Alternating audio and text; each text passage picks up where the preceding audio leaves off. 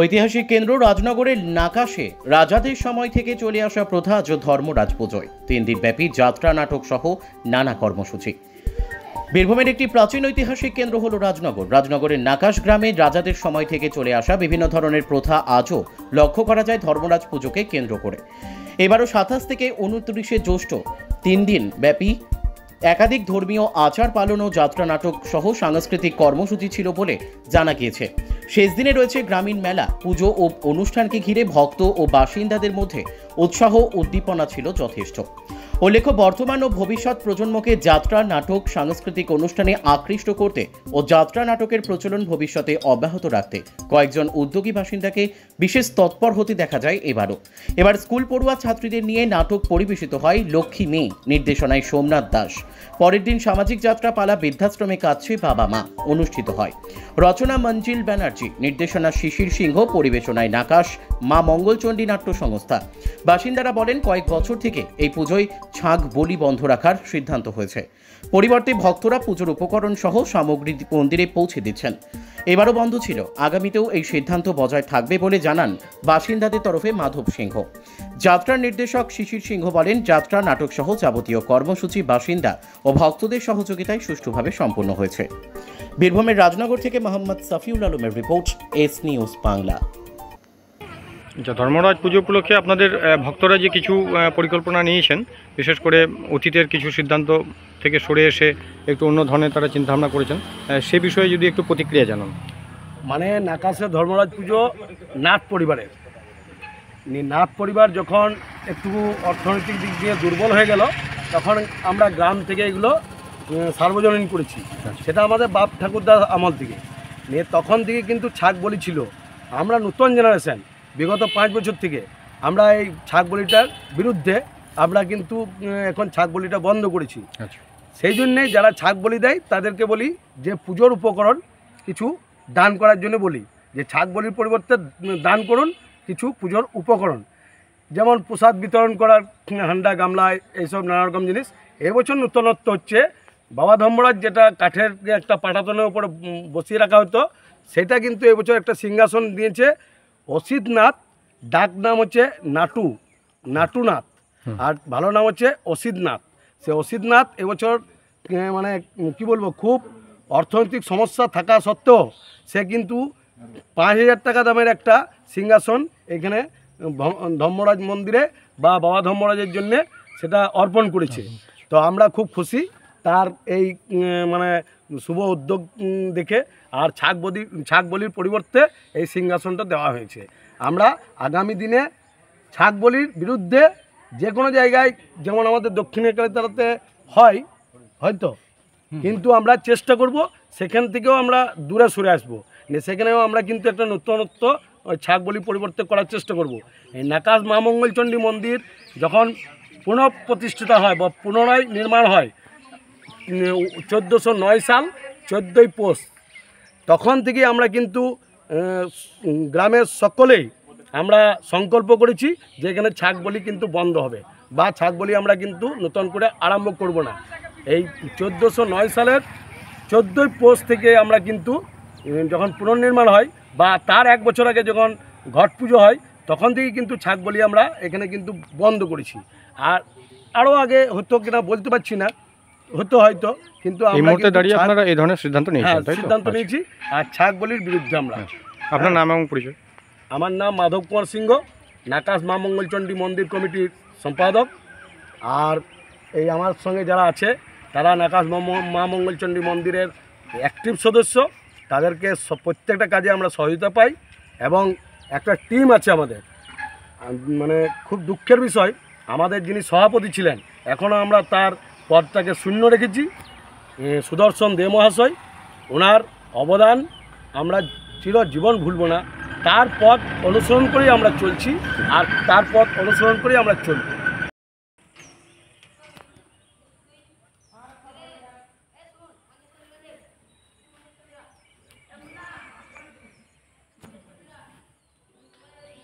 রাজনগর ব্লকের নাকাশ গ্রামে প্রতি বছরের মতো এবছরে যে ধর্মরাজ পুজো উপলক্ষে বিভিন্ন ধরনের অনুষ্ঠান পুজো সহ বিভিন্ন ধরনের সাংস্কৃতিক কর্মসূচি রয়েছে। এ বিষয়ে আমরা একটু জানতে চাইছি উদ্যোক্তাদের পক্ষ থেকে, আপনারা যদি একটু জানান। এবছর আমাদের 27শে জ্যৈষ্ঠী ধর্মরাজ পুজো, ঠিক আছে। এই পুজো উপলক্ষে আমাদের তো ধরেন বিভিন্ন ধরনের অনুষ্ঠান হয়ে থাকে প্রতি বছর। এবছরও সেই সব অনুষ্ঠানগুলো রাখা হয়েছে। আমাদের ধর্মরাজ পুজোর দিন সারাদিন পুজোর পর আবার সন্ধেবেলাতে আগুন খেলা হয়, ঠিক আছে। এই আগুন খেলার পর আমাদের একটা মেয়েদের একটা ছোট্ট নাটক আছে, সেই নাটকটা ধর্মরাজ পূজার দিন হবে। এবং পরের দিনে আমাদের নাকাশ মা মঙ্গলচণ্ডী নাট্য সংস্থার পরিচালনায় সেদিন আমাদের একটা যাত্রা অনুষ্ঠানের আয়োজন করা হয়েছে, যেটা আমরা প্রতি বছর করে থাকি, ঠিক আছে। এটা আমাদের ওই রামপদ শো যখন যিনি ছিলেন উনি আমাদের সবাইকে একত্রিত করে আমাদেরকে রিহার্সাল দেওয়া করাতেন। এখন সেটা আমরা ওই এটা ধরে রেখেছি এবং আমরা চাইছি আগামী দিনেও এই অনুষ্ঠানটা ধরে রাখবো। এবছর আমাদের নতুন উদ্যোগ হলো যে আমরা প্রতি বছর নাটক করতাম, এবছর আমরা একটা বড় অনুষ্ঠান করেছি, বৃহৎ অনুষ্ঠান সেটা হচ্ছে যাত্রা। এটি এই যাত্রাটি যেটি যাত্রাপালাটি অনুষ্ঠিত হবে সেটি রচনা এবং নির্দেশনা। হ্যাঁ, এই যাত্রাপালাটা হচ্ছে আপনার বৃদ্ধাশ্রমে কাঁদছে বাবা মা। যাত্রাপালার নাম হচ্ছে বৃদ্ধাশ্রমে কাঁদছে বাবা মা। রচনা হচ্ছে মঞ্জিল ব্যানার্জি আর নির্দেশনা হচ্ছে শিশির সিংহ অর্থাৎ আমি, ঠিক আছে। আমার নির্দেশনাই হচ্ছে এখন। আগে তো রামপদ শো আমাদেরকে তৈরি করে গেছেন, ওনারই না স্মৃতিটা রেখেছি। অভিনয়ে কি আপনাদের গ্রামে? হ্যাঁ, আমাদের গ্রামের ছেলেরাই সব অভিনয় আছে এবং আমাদের গ্রামবাসীর সহযোগিতাতে এই অনুষ্ঠানটা আমরা করছি। তবে একটা কথা, আগামী দিনে অনুষ্ঠানটাকে বাঁচিয়ে রাখার জন্য যদি আমাদের তো ধরুন এখানে ছেলেপেলেদের মানে ইনকামটা কম, তার জন্য যদি কোনো জায়গা থেকে কোনো সহযোগিতা পাই আমরা আগামী দিনে, তাহলে আমরা নিজেদেরকে কৃতজ্ঞ বা ধন্য মনে করব। বিভিন্ন গ্রামাঞ্চলে বা প্রত্যন্ত গ্রামগুলিতে এই নাটক এবং যাত্রার যে প্রচলন এককালে অনেকটাই বেশি সংখ্যায় দেখা যেত, অনেকটাই কমে এসছে। এখানে দাঁড়িয়ে আপনাদের ভাবনা কি যে আগামী দিনে আগামী যে প্রজন্ম, ভবিষ্যৎ প্রজন্ম, তাদের কাছেও এটি তুলে ধরতে চান? হ্যাঁ, আমরা বলি মানে আগে তো আমাদের মানে পার্শ্ববর্তী গ্রামগুলোতে আগে এইসব অনুষ্ঠান হতো, এখন তো প্রায় সব বন্ধ হয়ে যাচ্ছে। যাই হোক, আর্থিক কারণে হচ্ছে, বিভিন্ন কারণে হতে পারে, কিন্তু আমরা চাইছি যে নতুন প্রজন্ম বা আগামী দিনের যে প্রজন্ম তারা যেন এই জিনিসটাকে শক্ত করে ধরে রাখতে পারে, যার জন্য আমরা এখনও পর্যন্ত এটার সঙ্গে সংগ্রাম করে যাচ্ছি। আপনার নাম এবং পরিচয়? আমার নাম হচ্ছে শিশির কুমার সিংহ। আপনার সঙ্গে যারা দাঁড়িয়ে রয়েছেন তারা আপনার সঙ্গে? আর আমার সঙ্গে যারা আছেন সবাই অভিনয় এবং সহযোগিতাতে একদম মানে একা মানে ধরুন মানে চরমভাবে ওরা একত্রিত। ধন্যবাদ।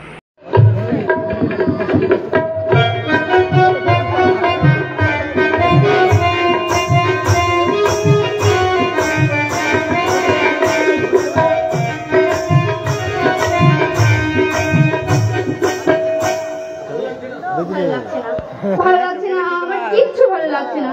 মানুষটা সেই কবে কলকাতায় গেছে, যখন থেকে গেছে আজ এতদিন হয়ে গেছে, না কোনো ফোন না কোনো চিঠি। মানুষটা যে কবে ফিরবে তা আমি বুঝতে পারছি না। কিন্তু আমি যেন কি করতেছি, ফুল তুলি না জল তুলি, কাজের বেলায় সব তুলি। আমি ফুল ঘোরাতে এসেছি অথচ ফুলের ঝাঁপিটাই আনতে ভুলে গেছি।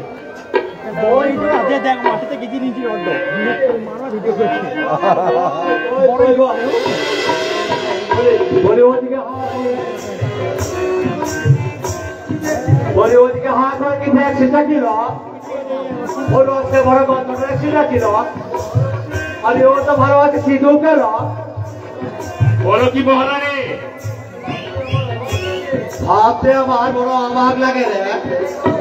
বলি এই গ্রামে তোর মতো একটা আনসম ছেলে থাকতে ওই কয়ের পাখি শেষ করেছে কিনা বিয়ে করবে সিঁদুরটাকে? কি করে যায় বলো তো মহারানী?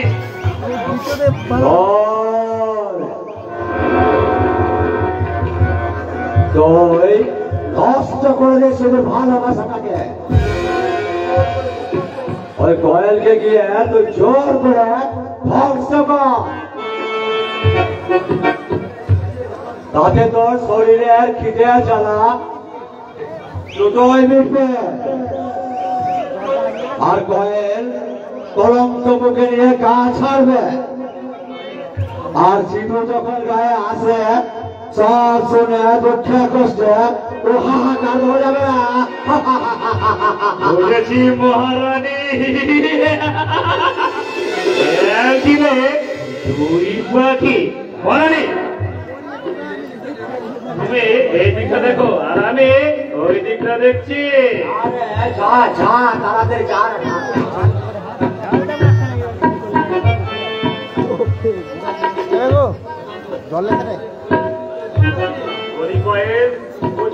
এখানে কি করছি তা তুমি দেখতে পাচ্ছ, নুনের ছিটে দিতে, তাই না? না না, আমি এসেছি তোর মনে জ্বালাটাকে দূর করতে রে। আরে সিধু মেয়ের কি হয়েছে তার ভিতরে আমার কাছে কাছে চালিয়ে না। মুখ সামলে কথা বলো।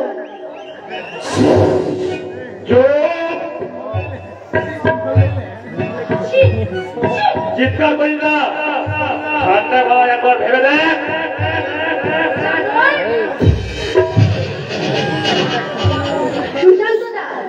পুকুরের জল দিয়ে যদি দেবতার পুজো করা যেত তাহলে কেউ কষ্ট করে আর গঙ্গা জল আনতে ওই গঙ্গোত্রীতে যেত না। এবার এবার এবার পথটা ছাড়ো দেখিনি, আমাকে যেতে দাও। আমাকে অন্য কিছু করতে হবে যে করে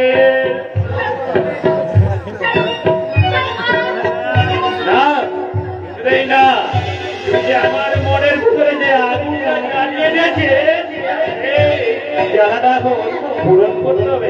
আমার সেরাই উপসেরাই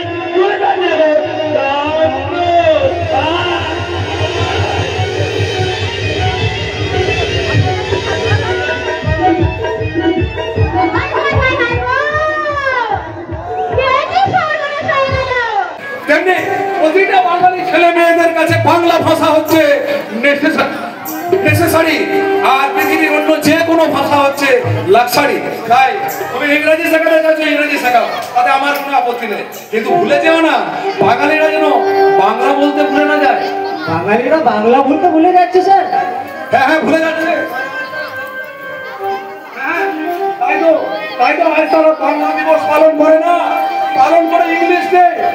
তারা পয়লা বৈশাখ পালন করে না, তারা পালন করে ভ্যালেন্টাইন্স ডে। তারা কবিগুরু জন্মদিন পালন করে না, পালন করে ফ্রেন্ডশিপ ডে। তারা 22শে শ্রাবণ পালন করে না, তারা পালন করে চকলেট ডে। পড়াশোনা করার জন্য স্কুল কলেজে ভর্তি হয়, আবার সেই পড়াশোনাটা না করার দাবি নিয়ে, অন্যায় দাবি নিয়ে শিক্ষক মশাইদের ঘন্টার পর ঘন্টা অবরোধ করে অসম্মান করে, আবার মহা সমারোহে পালন করে। বৃদ্ধ বাবাকে চাকুরের মতো পালন করে খাদাচ্ছে গর্ভধারিণী মায়ের চোখে আর নির্লজ্জের মতো পালন করে মাদাচ্ছে। মাস্টার মশাই না মাসিমা না, ওনাকে বলতে দিন, ওনার কথাগুলো শুনতে আমার যে খুব ভালো লাগছে। আপনি আমাকে বাংলা শেখাবেন স্যার? ওই গজগর আসছে রে, ওই হাম্পি খাবো বেরে, ইঁদুর ছাড়ো ভরে ভরে, ওই গজগর আসছে